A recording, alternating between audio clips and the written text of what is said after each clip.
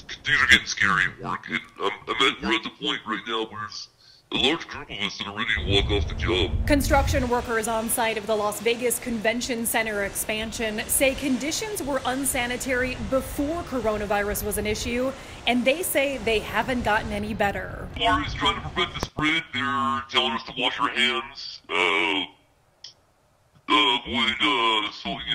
enact social distancing.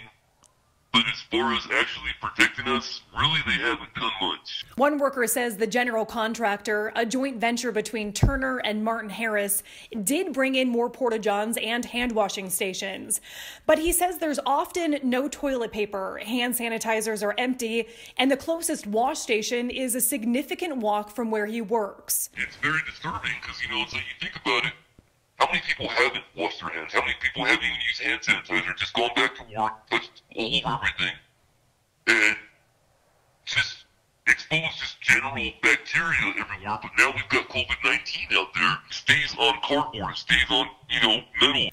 Another worker says it's not feasible to practice social distancing on a construction project with more than 1,000 people. No, I mean, you keep the 6 foot.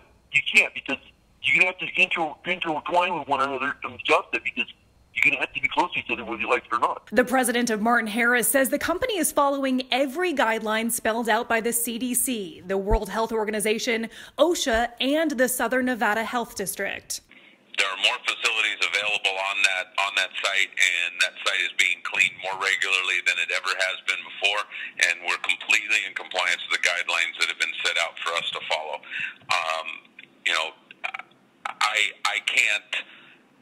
I can't make sure that every single person feels 100% comfortable and safe. We're doing the very best we can. This is not in any book. This is not in any handbook of how you're supposed to act or react. Martin says any tradesmen or women who feel something isn't up to standard need to go through the appropriate channels. Reach out to their manager so it can be dealt with appropriately. There's nobody benefits from the conditions that they're describing. And so, I would tell you if something exists on a project, it's only because it hasn't been brought to someone's attention that would take care of it. And if it was brought to our attention, it would be taken care of. Workers say they have brought up safety concerns around sanitation and coronavirus. They say when they speak to contractors on site, they're brushed off. The best thing that we can suggest for you to do is turn notifications off of your phone. Don't be on your phone while you're at work. Keep your mind on task of what you're doing so that way you don't have to worry about not thinking about your job and hurting yourself. Workers say they want to see the job shut down for 2 weeks. If COVID-19 exists on the site, it wouldn't survive 2 weeks, and workers say that they could come back only if they had a clean bill of health. Right now, we don't know who's healthy.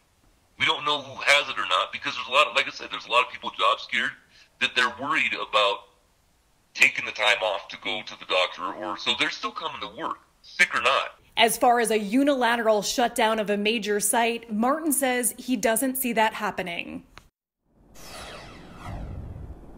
Now, Martin says construction is an essential industry here in Nevada. If it ever came to needing temporary hospitals, anything like that, these would be the men and women who would step up to create those buildings. Reporting live, Jackie Kostek, 13 Action News.